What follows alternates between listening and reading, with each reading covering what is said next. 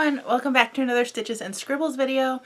I'm filming this video today because I noticed that my temperature blanket video from last year is getting a little more traction than it has the whole time it's been up, probably because people are starting their 2022 temperature blankets. So I kind of wanted to do a video sharing my temperature blanket experience, things that went well, things that didn't, because as of this point my 2021 temperature blanket is not finished. So I wanted to hop on and kind of talk about some things that maybe I would do differently if I were to do it again, so that people who are starting their first one or starting another one and using my old video as their like guidelines have like a little bit more information, if all of that rambling made sense. So first of all, talking about how I started my temperature blanket, I am a bullet journaler. There are bullet journal videos on my channel if you haven't seen them. So I knew that I wanted to track my temperature blanket somewhere in my bullet journal because it's something that goes with me everywhere. So this is my 2021 temperature blanket bullet journal setup. So what I did is I made notes of what colors I was using. I created a color code with my markers. It doesn't exactly match the yarn colors, but it was enough that I could see what color I needed on paper. So like, just for example, I used gray instead of white because I can't do a white marker dot. And then at the bottom, I put in all of my other notes, like what hook size I used, how many stitches across I used, the name of the crochet stitch that I used, all of that. And then, went the wrong way, over here was my actual calendar. So I don't know if you can see on camera, but all the dots that I've crossed out are the ones that I have already crocheted. And there's a lot of dots that I still need to do. So as of today, which today is, I just looked at my watch that I don't actually have on, but I believe it's January 12th when I'm filming this. I only got up to July 26th on my temperature blanket, so slightly over halfway done with the entire project. And before I talk about why, I'll show you kind of what it looks like. Got a loose crochet hook floating in that bag. This is where I'm at the halfway point. And as you can see, it's massive. And this was designed to be like a twin size blanket, and I think that's what it'll be when it's done. But it is very, very heavy and started to get very heavy. That's a crinkly bag. Started to get really heavy pretty early on in the process. So thinking back to when I was working on this, I did a pretty good job staying on top of it January, February, March, April. By May, I started to forget to do it. It was getting warmer out. I had other projects.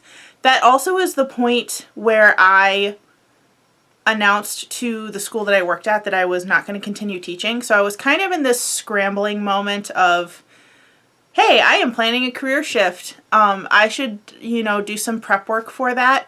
And my temperature blanket was the first thing that kind of like fell off my radar as far as something to like immediately worry about. And then I did not want to work on it the whole summer because of how big and heavy it was. And even though like I have an apartment that has pretty good air conditioning, I just didn't want a giant blanket on me over the summer. So that definitely slowed my progress down. And then I didn't really pick it back up again until like October, November. And I even tried to film like a TikTok series where I was trying to get caught up. Never finished, so clearly that didn't work out. I thought maybe that would motivate me if I thought people were like watching my progress and catch up, but that's okay. I'm still going to finish it eventually, just it doesn't feel as urgent anymore. Originally, I only wanted to finish it so that I could start a 2022 temperature project, and I realized that with all the other stuff I have going on right now, that's not really a good goal to have. I should focus more on like finishing the old one, if that makes sense. So backing up a little bit, talking about things that I would do differently in my temperature blanket. First of all, when I picked my stitch, which was the linen stitch, I thought that that was going to be a super unique idea. And then everybody used the linen stitch for their crochet temperature blanket. So wasn't really as out there as I thought, but I didn't really have a problem with that. I didn't have a need for my temperature blanket to be completely unique. But something that I would have switched to is doing a square for each month instead of doing the whole blanket in striped rows. And the reason for that is that A, it's a lot faster to catch up if you're behind, because some of those rows are going to be really, really short. And the second point being that because you're not working on the whole blanket at once, your pieces at most will end up like 12 by 12 inches, I think. So you don't have like a giant blanket on your lap while you're working. So I definitely would make that swap. The second thing that I would swap is the way that I did my color palette. So I did shades of blue and green, and I had a couple of like neon shades of green and turquoise that didn't really fit in my like gradient pattern. So I did all of my other shades of blue and green and then white and then my neons. And in hindsight, that looks kind of funky on the blanket itself. The neons kind of look like they don't fit, especially because I didn't end up using my hottest color for my temperature blanket. So if I were to do this again, I would probably pick more tones that like weren't in the neon category. So like more shades of like the minty green, more shades of blue instead of the ones that I chose. Or try to fit those neons in better with the overall gradient. It definitely would have looked best to have white as my warmest color instead of like going back into blues and greens. So if you're thinking about doing kind of a tonal temperature blanket where it's not like the traditional rainbow one, I would definitely suggest that. If you've got like neon colors that aren't working well in your color spectrum, either leave them out or do your best to like put them in with the color they belong with instead of like putting them at the end like I did. I feel like there was something else I was going to say I would change. Oh, the yarn that I used. So I used the I Love This yarn from Hobby Lobby because a year ago when I started this, I thought that bargain yarn had the most colors in it, which I think is still technically correct, but I did not realize how many shades of, there goes train, I don't know if you can hear that, I didn't realize how many shades of Big Twist there were online. So I think if I was to do this again or do a similar project again, I would use the Big Twist yarn instead because I do actually like that yarn better. And there are more shades that you can order online. I know that a lot of people's Joann stores have that like wall of yarn along the back with the like little boxes with all the different colors. Mine doesn't have that, so they don't always have like the full spectrum of Big Twist colors. So if I chose to use it, I definitely have to order it online in order to get like the full color range that I wanted. I think my last point that I'm going to make in this video, and I know it's going to be kind of a short one, but that's okay. If I did this again, I don't think I would be so attached to the idea of doing a temperature blanket as much as a temperature project. So originally when I was looking at 2022 projects, I thought about doing an amigurumi snake because I thought that would be fun. And also like the rows are going to be a lot shorter than on a blanket. So I looked at that idea.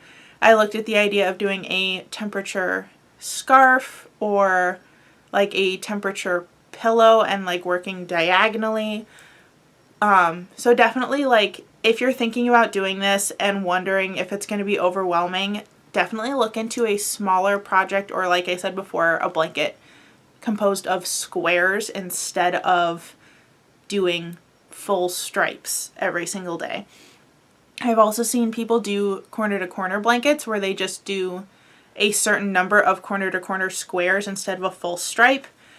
And that seems to work pretty well too, because otherwise your stripes in like June, July, August would be really, really long if you did one corner to corner stripe per day. And that's the time frame where you would least want to work on a giant blanket. So I think moving forward, definitely not going to do a 2022 project. If I choose to do this again, I will definitely look into smaller projects or blankets with a smaller amount to do per day, and blankets in sections so that I don't have to sit with a giant blanket on my lap through July and August. And I think that's it for this video. I hope that this was kind of helpful, and I don't want to say I apologize because clearly like other people have done the same style of temperature blanket as me. But if you watched my 2021 temperature blanket setup video in order to like start your temperature blanket for 2022, I hope that this is kind of helpful. I don't want to like completely derail what you're trying to do. But in summary, I hope this helps. I hope that this gave you some courage to try maybe an alternate temperature project, or, you know, at least tell you that someone else is in the same boat if you haven't finished yours yet either. Thank you so much for watching this video today. If you're interested in following me on Instagram or TikTok, that information will be down below, as well as a link to my 2021 temperature blanket setup video where you can see more about the yarn that I chose initially and how I set it up in my bullet journal. And I'll see you in the next video. Bye everyone!